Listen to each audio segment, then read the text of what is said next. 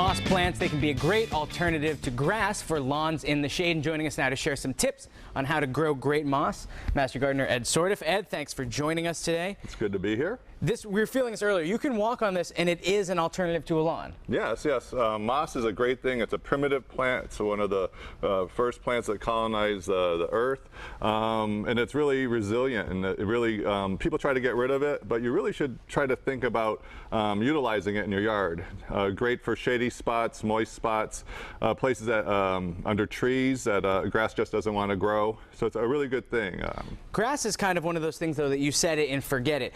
Moss, does it require extra care and love? Well, actually, lawns, you don't really set and forget that much. I mean, people are always... I'm not a homeowner. Yeah. You're out there liming it, you're out there fertilizing it, you're out there mowing it all the time.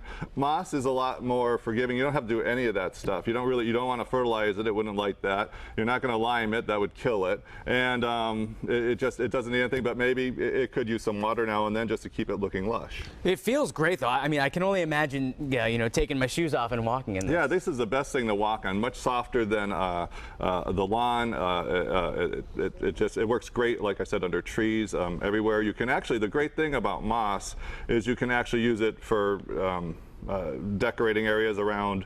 Say you build a stone wall, you're going to take pieces of the moss and you would just break it up and put the chunks into areas of the stone, and it'll look like it was there forever. So that's a great thing. And will it eventually start growing out? Yeah, it will. It will definitely grow out. It can actually take a surprising amount of sun. It's great for even drought situations, because the only thing that will happen is that it'll go dormant, and then once it gets watered again, it'll come right back. So it will not die out on you. That's not bad at all. Now, my big question, though, is why is there a blender here today? Well, we brought the blender here today to show you how you can actually use it to make more moss. Say you want to have a place under the trees and you want to grow a big moss garden there.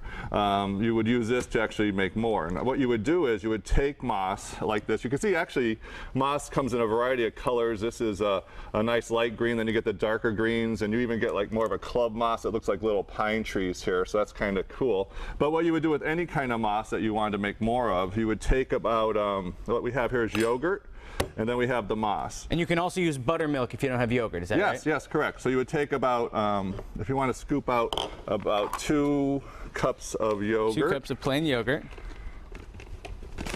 Huh. Now, I wonder what the yogurt does in terms of helping the moss multiply. Well, it will act as a place for the moss when we ground it up to be suspended in. It'll have a little bit of nutrients. It'll act like a... It's kind of like a glue also? Yeah, it'll act like a glue also. Here, give me one more. So, another cup? Yeah, we're going to do 2 of those to about a cup's worth of, if you want to put that in, a cup worth of moss. Now, if you're going to try to put your moss on, say, terracotta or a rock, it's probably best to get moss that you found growing on a rock. So it's already naturally. This one actually was growing on a rock. There's no soil there, just the soil head in there. So it's predisposed to be the plant that actually wants to grow on a surface like that. And so it seems like then, yeah, moss is pretty easy. It can grow on a number of surfaces. It doesn't need a large depth of soil. No, it doesn't really need any soil. It will actually grow, like I said, on rocks itself. So then we'll put this in here. Looks like one wild smoothie so far they're about to whip up. Yeah, I don't think you want to eat it. No. And you can use, I see now you're using a different kind of moss. Yeah. You can mix and match? Yeah, if you want to see which one will do the best, you can mix it up a bit like that. And now we're going to blend the moss. Yeah, we're going to attempt to blend. No, I haven't used your blender. It's a little tricky. Here we go. Okay.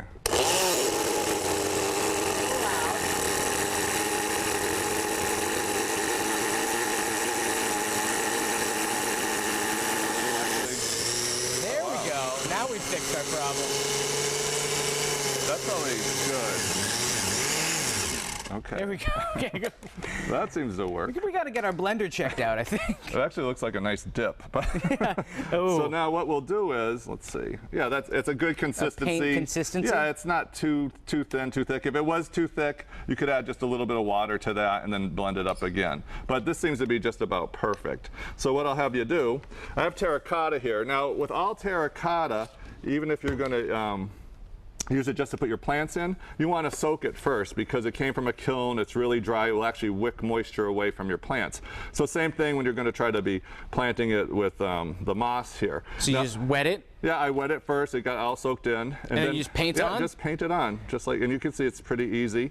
You paint the whole thing, and what this will do, this will actually age the pot for you. And you can actually go out and buy pots like this that have been aged, and it'll cost you a lot more money. Now, will moss grow on the pots? Yes, it will actually grow on the pots. Actually, you would put this in a shady, moist area, leave it there for about 6 weeks, you'll get moss. You might get a little mold at first because this is a dairy product, but the moss will take over and it won't be a problem. So this whole thing will just be filled with a nice mossy That's gorgeous. thing. Yeah, it is. It will be a nice thing. And now I assume you can do it on something like this too. It's a little bit of porous rock. Yeah, this is actually like a lava type of stone, and I actually brought that in because moss is a great thing to do with like a Japanese or Asian garden if you want to try that. And there's a lot of things online to show you examples of that, and that's a good mix with that too. Well, Ed, thank you so much for stopping by today. And if you want to view these tips, just head to mymassappeal.com a little bit later today.